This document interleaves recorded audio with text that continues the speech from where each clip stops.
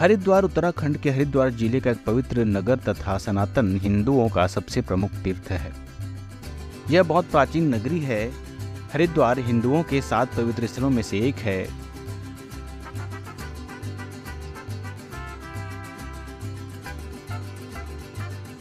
(3139 metre की ऊंचाई पर स्थित अपने स्रोत गोमुख, जिसे हम गंगोत्री हिमनद के नाम से भी जानते हैं, वहां से 253 किलोमीटर की यात्रा करके गंगा नदी हरिद्वार के मैदानी क्षेत्र में प्रथम प्रवेश करती है।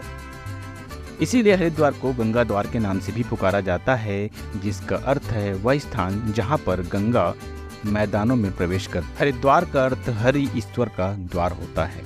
हिंदू धार्मिक कथाओं के अनुसार हरिद्वार वह स्थान है जहां अमृत की कुछ बूंद भूल से घड़े से गिर गई, जब धन्वंतरी उस घड़े को समुद्र मंथन के बाद लेकर जा रहे थे। और मान्यता यह भी है कि वह अमृत की बूंद 4 स्थानों पर गिरी थी। वह स्थान है उज्जैन, नासिक, प्रयाग और हरिद्वार। दोस्तों, हरिद्वार को पौराणिक काल में भी जाना जाता था और इसे महाभारत में गंगा द्वार के नाम से पुकारा जाता था।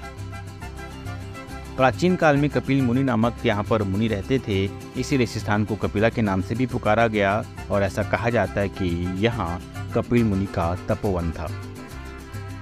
एक पौराणिक कथा के अनुसार भगीरथ, जो सूर्यवंशी राजा सगर के पौत्र और प्रभु श्री रामचंद्र जी के एक पूर्वज थे, गंगा जी को सतयुग में वर्षों की तपस्या के पश्चात अपने 60,000 पूर्वजों के उद्धार और कपिल ऋषि के शाप से मुक्त करने के लिए पृथ्वी पर लाए। हरिद्वार का नाम संभवतः प्रथम प्रयोग पद्म पुराण में हुआ है। पद्म पुराण के उत्तरखंड में गंगा अवतरण के उपरोक्त प्रसंग में हरिद्वार की अत्यधिक प्रशंसा करते हुए वहां पर कुछ लोग भी दिखाई पड़ते हैं। उस श्लोक के अनुसार भगवान विष्णु के चरणों से प्रकट हुई गंगा जब हरिद्वार में आई, तब वह देवताओं के लिए भी दुर्लभ श्रेष्ठ तीर्थ बन गया। जो मनुष्य उस तीर्थ में स्नान करता है तथा विशेष रूप से श्रीहरि के दर्शन करने उनकी परिक्रमा करता है, तो वह दुख के भागी नहीं होता।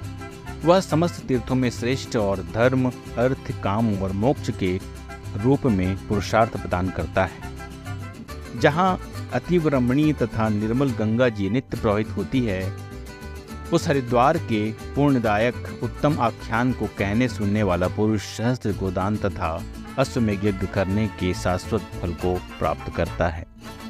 ऐसा माना जाता है कि यह वही सटीक स्थान है जहां से गंगा पहाड़ों को छोड़कर मैदानों में प्रवेश करती है। यह घाट गंगा नहर के पश्चिमी तट पर है, जिसके माध्यम से गंगा को उत्तर की ओर मोड़ दिया जाता है। हर की पौड़ी वह क्षेत्र भी है जहां हजारों तीर्थयात्री एकत्रित होकर कुंभ मेले के दौरान उत्सव मनाते हैं, जो हर 12 साल में एक बार होता है।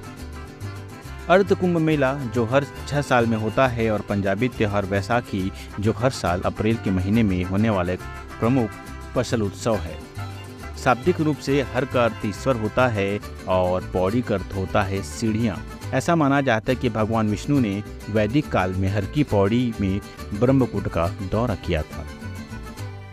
दोस्तों, ऐसा भी कहा जाता है कि राजा विक्रमादित्य ने अपने भाई भरथरी की याद में पहली शताब्दी ईसा पूर्व में इसका निर्माण कराया था, जो यहाँ गंगा के तट पर ध्यान करने आए थे। हर की पौड़ी के भीतर एक क्षेत्र जहाँ शाम की गंगा आरती होती है और जिसे सबसे पवित्र माना जाता है। दोस्तों, यह वह स्थान माना जाता है जहाँ समुद्र मंथन के बाद आकाशीय पक्षी गरुड़ द्वारा एक घड़े में अमृत ले जाते समय आसमान से अमृत की कुछ बूंदें गिरी थी।